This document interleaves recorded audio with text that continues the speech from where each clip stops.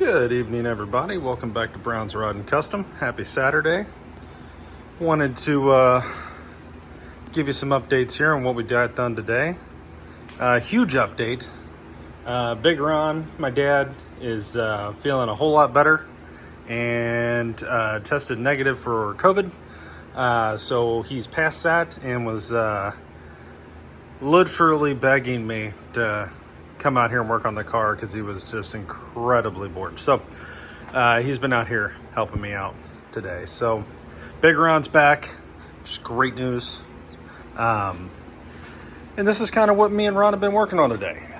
One of the things. So we needed to mock up the hood, right? To make sure our gaps were right and everything sits right with the seal, the new hood seal on it, the washer bottle.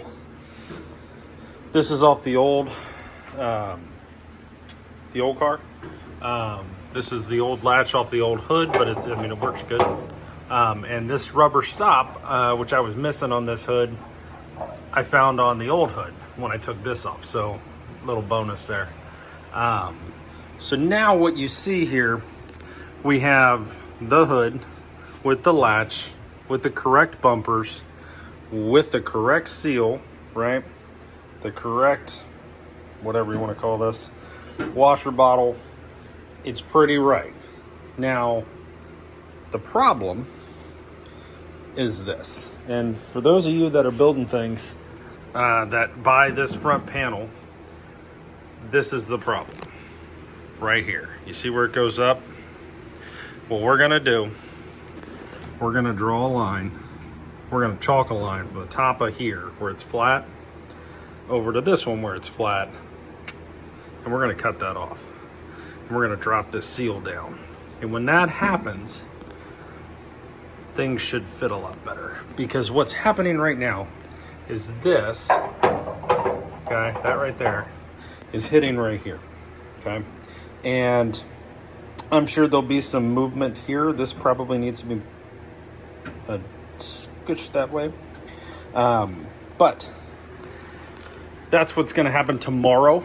We have good lines on the back. We have good lines on the side. The problem we have is this is making it teeter-totter. The hood's kind of doing this. And the other is that latch is hitting right here. So once we lower this, all of the geometry and everything should be just incredibly better. Not saying we're going to be out of the woods on that, but I think we're going to be real close. What else did we do today? I went ahead and block sanded and Scotch-Brite padded this whole side around here, door jambs, so on, all the way back. I spent a couple of hours right here. This is not perfect yet.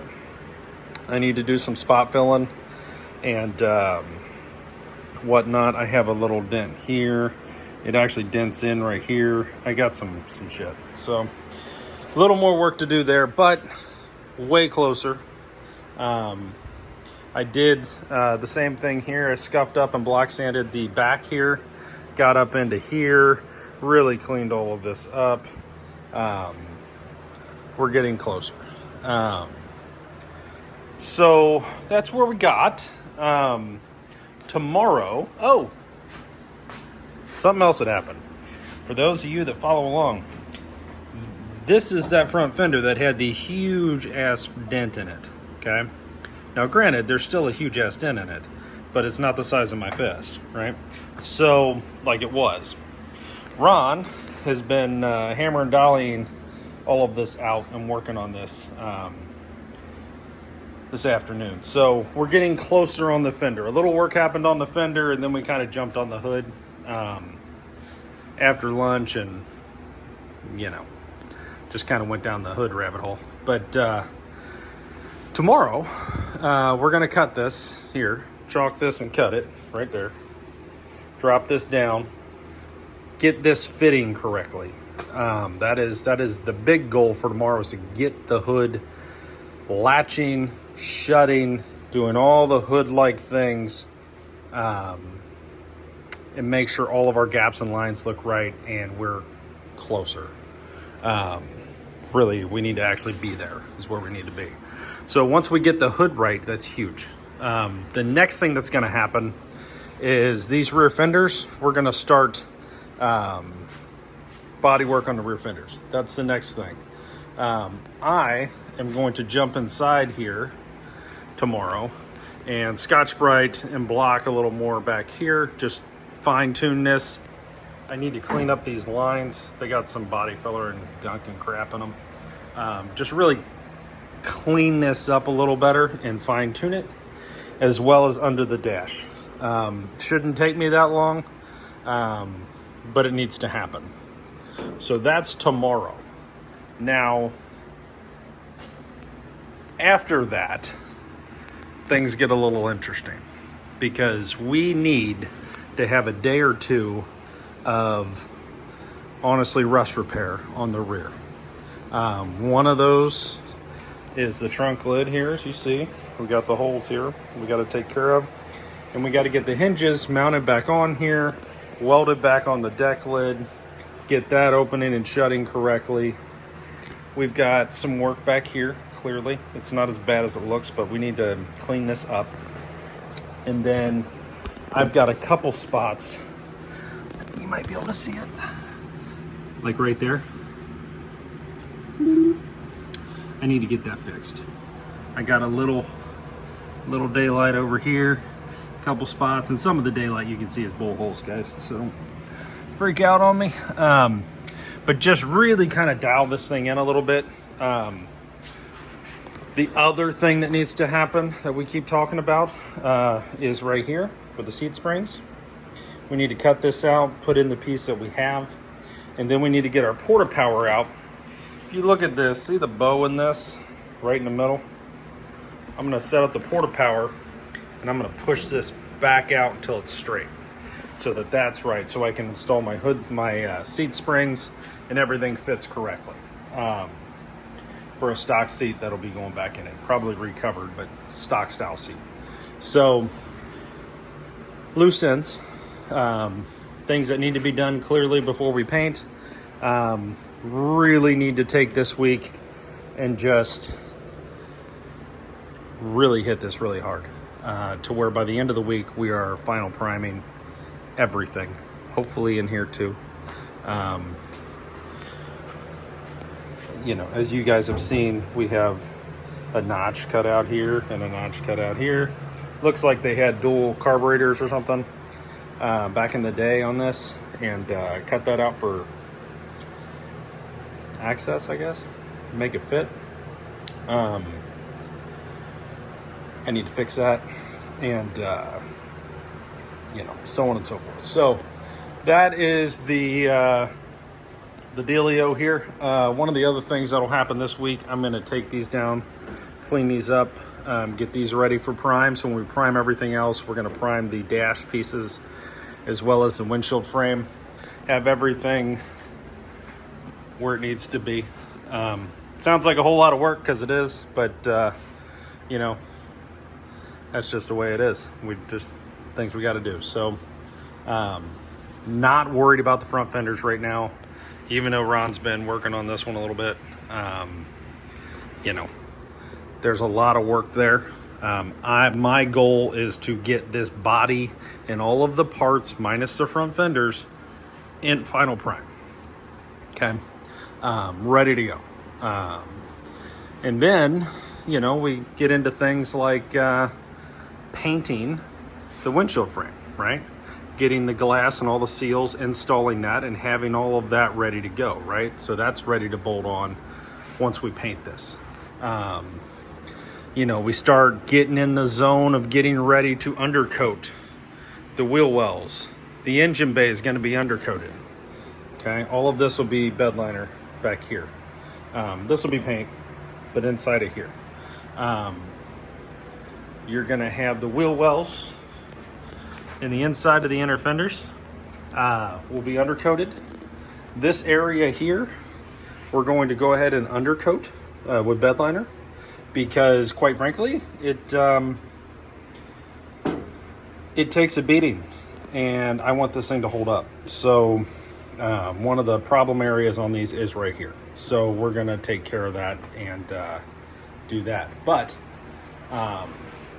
you start really looking at this. Yes, there's things to do, but they're not things that take weeks. They're things that take hours and minutes. Problem is there's a lot of them. So we're going to start knocking those things off our list and see if we can't get this thing painted.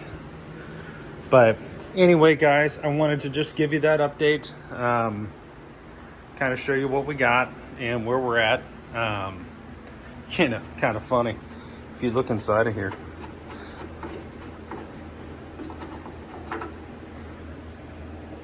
It's a mouse house. I gotta somehow get all that out of there. But I went to put the lid on and I was like, what in the hell is that? But yeah, guys, that's what we have. Really kind of getting close here on a lot of this. I keep saying that, but every day this thing gets so much closer. I mean, would you have thought a week ago that we'd have fenders on it, the hood, fitting everything up? Really, the body's ready for final prime. I mean, I honestly didn't. So good things are happening. COVID with Ron and my mom didn't really help us, but you just keep going, I guess. That's just kind of what we did. So anyway, guys, here's our frame. You guys haven't seen that in forever. It's sitting out here patiently waiting to go underneath our beautiful thing body. This beautiful engine will be in that engine bay back there. It's going to really pop with the black bed liner, with this red paint and the chrome. It's going to really just pop. We're close, guys. We're really, really close. So we're also in negotiations with an interior shop for the 40.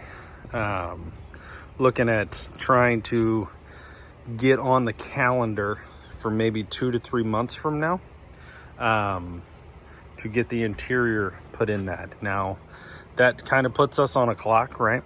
Because we need to finish the thing first. So, kind of got to move our ass here.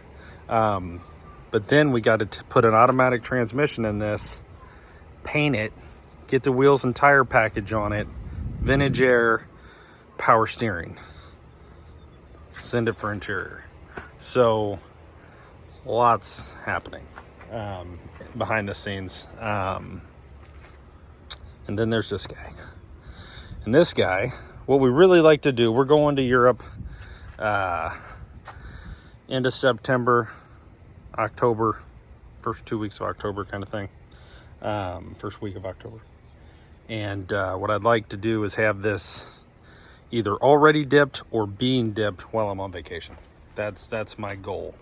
But to do that means complete disassembly, getting this all loaded up, getting this somewhere, wherever this place is. I think it's down by Miami. I could be wrong. Getting everything there, negotiating a price, doing all of that. So just stupid amounts of work, but it will set us up really well. So when we get back from vacation, hopefully the thing is done and sold. Hopefully we're picking up the 40. Apparently it'll take 3 weeks to a month to put the interior in it. And then we can get it up for sale and sold. And hopefully we're picking this up and starting at the end of the year, Christmas time kind of thing, November, December, we'll have metal repair, body work going on the cab, fenders, so on. But in beautiful bare metal, which will be freaking fantastic.